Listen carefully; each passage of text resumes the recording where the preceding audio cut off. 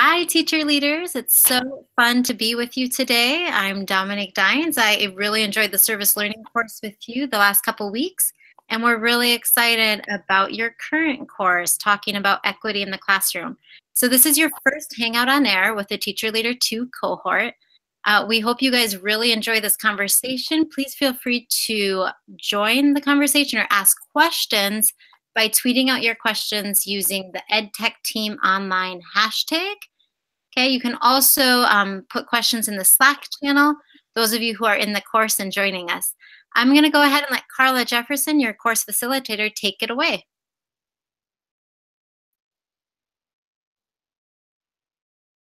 Hi, everyone. I'm hoping that you are enjoying the course. I've just seen some really amazing work and comments and the information that is being posted in the Slack and in other spaces. So, one, I just want to thank you for just the insight and the willingness to learn and grow with this equity course. Again, I hope it's been extremely beneficial. So I am at ISTE 2018 in Chicago this week, and I thought the hangout would be most authentic if we were at Giordano's, the deep dish pizza place of the city. So actually, we're just kind of going to go ahead and get started. Like Dominic said, I'll be looking in the Slack at questions that you have posted, and she's going to follow the Twitter background back channel. Sorry, it's been a long 3 days. But I want to go ahead and I'm going to introduce LaQuetta Johnson, but I really am going to let her introduce herself. LaQuetta is a first grade teacher in a multi-aged primary classroom in Darlington, South Carolina. And she's our district teacher of the year. And I will let her talk to you a little bit about who she is, what she does, and how she makes her learning space equitable. Hello, everyone. As Carla already said, I teach in a multi-age room. We have 40 students, first and second grade, and they range from all backgrounds as well as all grade levels. And I think the one thing that I always make sure I do is I find the needs of all of my students first. So I've already found where they are and the different things that they need individually. And then I begin to plan to meet those needs. I integrate a lot of technology in the room. And so this allows my students to display their work in various ways. So if my students are not writing yet, they're able to make videos and draw pictures to display their writing. If they're not reading, I have different applications that they can use that can read to them to help with that reading. But I think the main thing is I just offer a lot of different options and ways that they can demonstrate their work and display their understanding of their work. And that way I'm meeting all of their needs, and I'm finding ways that they all can be a part of the class, and it allows them never to feel different. They always feel like they're different and they're the same and they're doing the same thing. So even if I'm reading on a very low level, the work that I'm producing can be the same as the top reader in the class. Thank you so much for that, LaQuetta. And I think I'm going to kind of talk a little bit about some of the things that the cohort has been reading about and the resources they've been accessing. So, of course, we've been talking about a variety of ways, opportunity and access, and probably a little more of opportunity than anything else. So I do want you to be upfront with them and kind of tell them about the type of technology that you do have available to your students. And then we've kind of talked about that homework divide. And so explain how you handle homework, knowing that some kids may go home without access to devices or connectivity. So I have, we're one-to-one with iPads. So that's what we use throughout the day. Some of my main applications is Seesaw, because it's that digital portfolio and it gives the parents the opportunity to always see what their children are doing, as well as give feedback to their children. A lot of other free applications are ChatterPix. We use Pic Collage because that's free. MobiMax, Front Row. I'm trying to think of some really good ones. Nearpod is excellent. Those are all just some wonderful resources that are free. And then for the homework piece, I try to always just do the paper and pencil for homework. But when a parent requests it, I can send them the login information for the various apps we use in the classroom so that they're able to use it at home as well. Awesome. Let's talk a little bit more, and I think you kind of alluded to it a little bit about the different applications that you use, but we've really talked a lot about like the 4Cs and making sure that all students have access to higher thinking order activities. I would love for you to share, like, especially your seesaw, some of the coding and STEM activities that you all have done, and especially how they communicate what they've learned in a variety of ways. Especially with coding, we use the Osmo system. But then if you don't have that access to Osmos, code.org, Codable are some of the ones I use because they're free. And I usually model it once or twice with my students, and then I allow them to brainstorm and create and figure things out among themselves. And they might work with a buddy, so the buddy may record them completing something on Codable, so then they can later go back and talk about it and put it on Seesaw, so then their parents will know what they're doing. But the main thing is following those 4Cs is just really stepping back as the teacher and allowing them to do that critical thinking and be creative among themselves and work together. And it's really hard because, sometimes I could just tell them do this one step and it'll solve everything. But I just really focused a lot this year on just stepping back and allowing them to become those critical thinkers that we need them to be. Awesome. Thank you so much for sharing. And I'm definitely going to come back to you. But so for the group that's watching, Laquetta is also at ISTE here with me. And then joining us now, we have Cicely Day and from California. And I'm going to let Cicely introduce herself and the work she does as well about providing equitable learning spaces and her equitable experiences in her learning spaces. Welcome, Cicely. Hi, hello everyone. I'm Cicely Day Butler, and I am a teacher on special assignment at Elementary in Oakland, California. And my primary role is reading intervention structures, but I'm housed in the computer lab. And I do several things with my students. I run a maker club after school.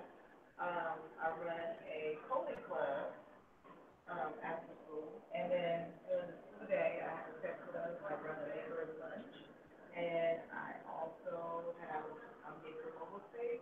Well, not mobile space, but mobile bag that we check out for students and teachers. So, I'm supposed to be doing reading intervention. I need to do more things on making. And Hold on, Cicely, for just a minute. Like the sound is really, really low on your end. Yes. It's better, but not a lot. okay, let me see if I can fix that. Okay. Can you guys hear me now? Is it better? I'm sorry, I'm like screaming now. Can you guys hear me? Okay. So that's basically what I do. I'm more of a maker tech. All right, so I'm sorry. You start over. Okay, start over. Okay, my name is Cicely Day Butler, and I'm a teacher in special assignment in Oakland, California. I'm at Elementary. I work with kids transitioning kindergarten to fifth grade. I mainly help with math and reading intervention, but I do run a few clubs after school and during school. I have a maker's club on Wednesdays. I have a coding club Mondays and Tuesdays. Tuesdays and Wednesdays I run a tech lunch club, and then on Fridays I do a maker lunch. So those are all the things that I do outside of my role, but it's also a part of it as well. Cicely was actually the 2016 Digital Equity PLN award winner. And so even though now she is tech coach, is that right, Cicely? I work with students, so I'm mainly working with students, and then Okay, I okay. also work with teachers, yeah. Okay.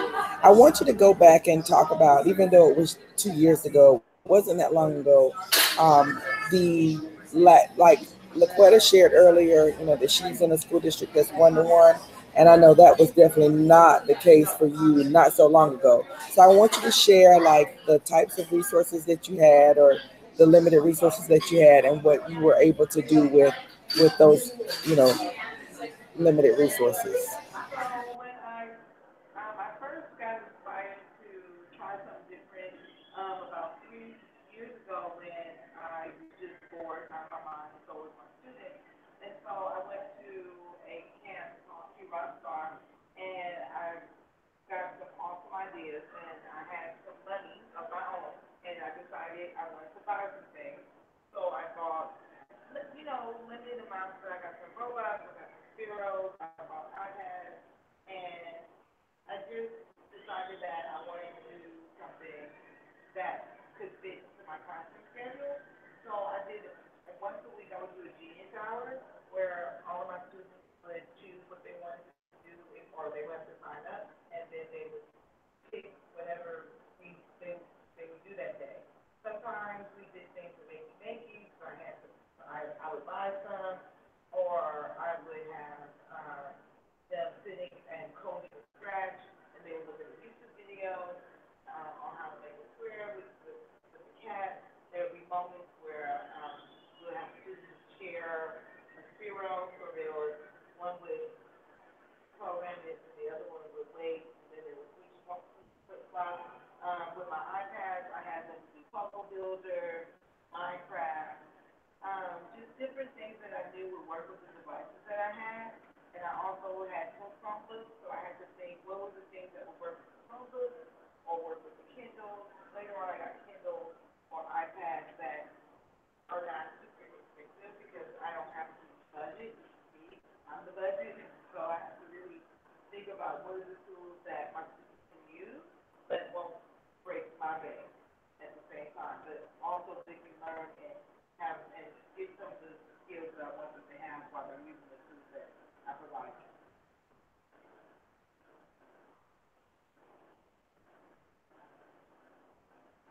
Okay, so thank you for that, Cicely. So you see, you've got two. What I really wanted to showcase, and I have one more that I think she may be having some technical difficulties, having trouble getting on, and I hate that because I really didn't want you to miss out on that.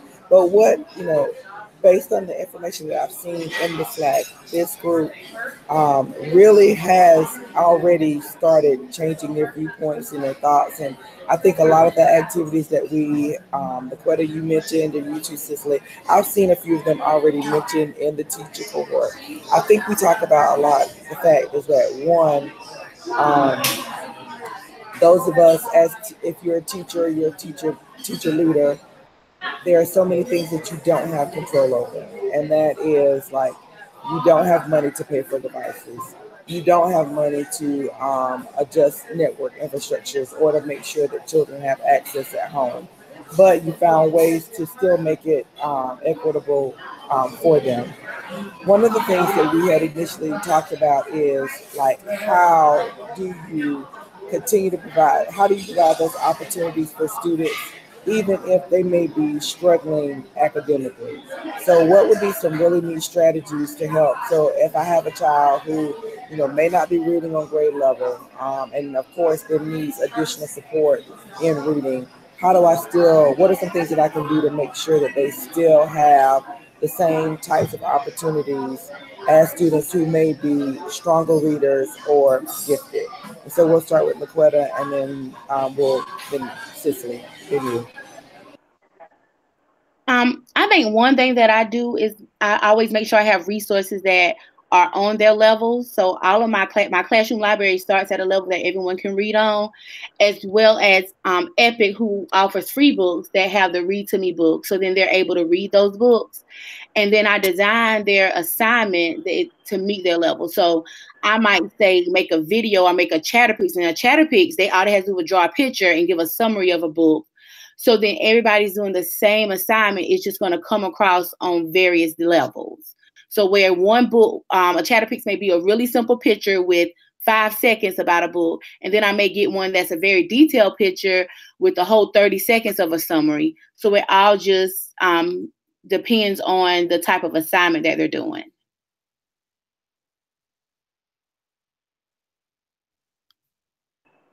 All right, Cicely. Okay, so for me, I've done a few different things. I've also used Epic. Epic is an awesome app I'm for sorry, me. Cicely. A little bit louder, please. I'm sorry. So I've used Epic. Epic is an awesome app that I've used as well with my students. I've also used Seesaw for self-assessment. So I went and assessed my students myself, and then I would give them books on their level, and then have them read the book to themselves through the video, or practice their sight words, and then rate themselves. Of course, the rubric that usually I would share with them, and then they can use that as a way of practicing their reading and their sight words or wherever they need to work on. And then their parents can also look and watch it as well. I've also used some brain pop videos to help with comprehension of certain subjects, so I can do some front loading. Trying to think, I think that's it for now. That's not all the things, but some of the things I have used in the past. Okay. I have. There's a question that has been posted in the back channel about what's the best way to go about getting extra devices for your classroom without a budget. I think I'm gonna let Cicely take that one. So the question is how to get extra devices without a budget. Is that correct? Yes. Donors Choose is a great place to start. I've used them in the past.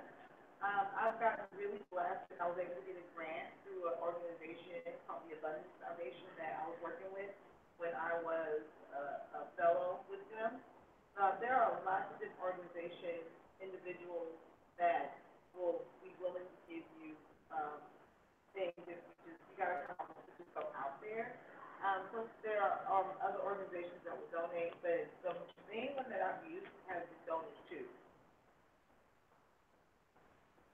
Yeah, I definitely I saw Laquetta nodding. I was nodding too about Donors Choose.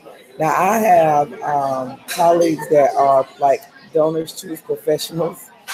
They have, and I don't mind sharing that in the Slack after the chat, where they know like exactly when there's going to be like where they will double, like there are organizations that will double whatever you've earned. Certain times there are certain companies that will like fund things at 100% during a certain time. If you kind of just have to be looking in the right place.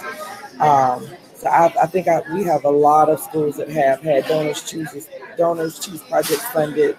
Um, for flexible, seating, for headphones, for other needs that they have because we were in a one-to-one situation. Laquetta, do you have experience with donors choose, and would you like to share that? Yes, I do donors choose a lot. And I think the biggest thing, if you do a donor choose, is constantly advertising that you're doing it. So on Facebook, I don't care if it's every hour, you putting your link up there, you asking for those donations. And when someone donates, sharing it, you're tweeting it, you're thanking them and telling them thank you immediately. And it will definitely get others to really, really donate to your cause. And you have to realize that it's not just like your family and friends, but just so many organizations. But as long as they see your need and see you really working for it, they will donate to it. So I just noticed the more I put it out there, the more they'll donate. And then there was, thank you, both of you for that. And like I said, I know that I have a couple of colleagues that have been really successful with donors choose, and I'll drop in. They've done like presentations at local conferences, and I can drop that information in if that'll be helpful to you. The second question is they wanted to hear. I think they may have missed out on the clubs that you coordinate, Cicely. I'm sorry, can you repeat the question? They wanted for you to restate the clubs that you coordinate. Oh, okay. So I have a coding class on Mondays and Tuesdays that is I use CS first as the platform, and it's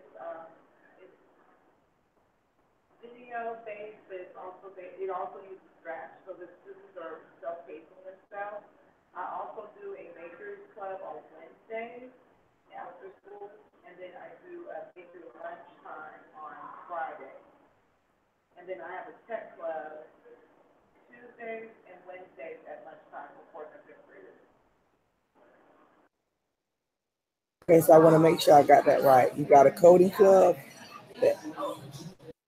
a makers club, Yes, and then one that works. You have a makers group that meets at lunchtime on Friday, yes, and then a tech club yes. that meets. And how often do they meet? So the coding club meets twice a week from 3 to 4. Twice a week. The yeah, twice a week, Monday through Tuesday. The Makers Club meets once a week from 3 to 12, and then lunchtime is once a week on Friday. So is The that the ones that meet from 3 to 4? Is that after school? yes, those are after school. What are some things that you do to kind of make sure that students that you know? I mean, do you have the problems where transportation may be an issue with students getting participating because they don't have a way home? I don't have that issue because most of the children that I'm grabbing, I'm pulling in from the after school program, and then a lot of our students get picked up as well. So it's easy for me to kind of ask the parent, hey, can you kind of come later and pick them up? So I had to do that this year for one student who it wasn't in that school program, but he was interested, and mom was willing to come pick him up later. So yeah, it's not. I don't have the issue so much because most of our students are in the after school program, or they get picked up by a family member, so it's kind of easier to navigate that.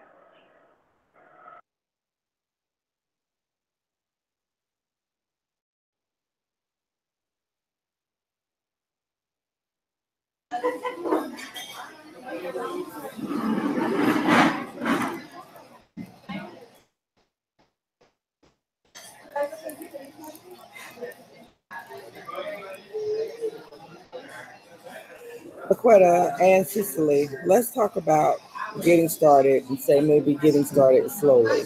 So if you know you're in a situation where, for the most part, students had only been exposed to just activities that help with remediation. How would you get started, and like what would you consider to be one of the easiest ways to get started with exposing them to opportunities that are that focus the four C's? Can you? I kind of heard some of the questions. Can you repeat the last part, please? How, like, if you were just getting started, what would be activities or resources that you could recommend that would be a great way in getting started and providing students the balance of getting what they need academically for maybe remediation and support, but then also engaging in activities that would enable them to engage in the four C's? Okay, I got it. So that's a good one. I've used. I'm trying to remember what I did in the past.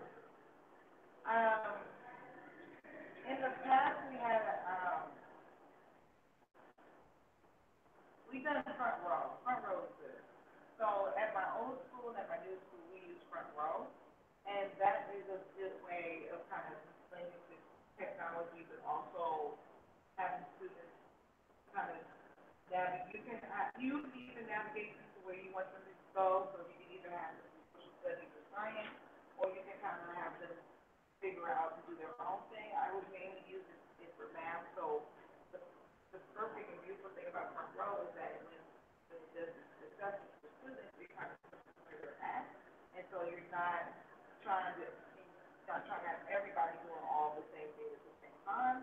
It's where it's at their grade level and at their ability, so then you can be able to then pull out students that you need to work with, or just sit and kind of watch and see how they're working so you can provide some intervention. So that's something that both my schools have used that was really good and kept students engaged. Other activities I've done is what I use Google Classroom as another tool to keep students engaged. I would find the videos, different assignments they can do.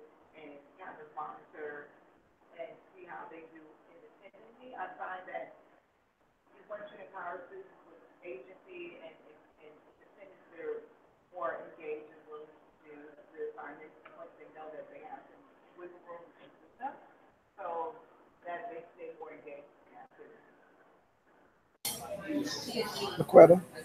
And then also, because LaQuetta, don't you use front row in your classroom? Yeah, I use front row and Moby Max. Did you give a little background on that for the group? With front row and Moby Max, it's a really good reinforcement of the skills that I'm using in my classroom, as well as students who are above grade level or below. I can kind of set them where I need them to be, and they can get that extra practice. But when I started thinking about just the 4Cs and how to really get started with that, one thing for the littles is a STEM activity, a really basic STEM activity where they may be, we read, what did we read? Oh my gosh, now I can't think of it. We read a story. We read The Three Little Pigs. And so then they had to go back and use the marshmallows and toothpicks and build a house that wouldn't fall down. And then they researched on the iPad, ways to build this house using these tools. And they recorded themselves, building it. But it was just a really good way to get them all working together and incorporating those 4Cs at the same time. And that was something really simple to start with. Just doing something really small to build them up to being able to start incorporating those 4Cs all the time. But I think I definitely think that's great, because with that activity, I think a lot of times, especially administrators, want to know where's the content basis of it. So to tie in the content with reading, and I'm sure when you read the story, they also did analyzing and covered those second grade reading and writing skills, and then to pull that cross-curricular activity, STEM activity in, it would be a great place to start. And looking at resources that also like tie in. Sometimes it's hard if you're trying to figure it out yourself, but there are resources that will tie in content, standard-based content to STEM or higher order thinking activities that may not be, that wouldn't necessarily be considered have a specific content focus. Well, I definitely want. Oh, Cicely, I'm sorry. I'm sorry, Carla, I forgot to add something. I've also used Google Classroom with paper circuits, and to get them started, I would assign them videos and then have them do a self-reflection afterwards or a self-assessment. I forgot to mention that. So that was incorporating math, science, and writing in that. I wanted to mention that before I forgot. Sorry. Awesome, thank you. So, Cicely and LaQuetta, I just want to thank you so much for sharing the work that you do with your students.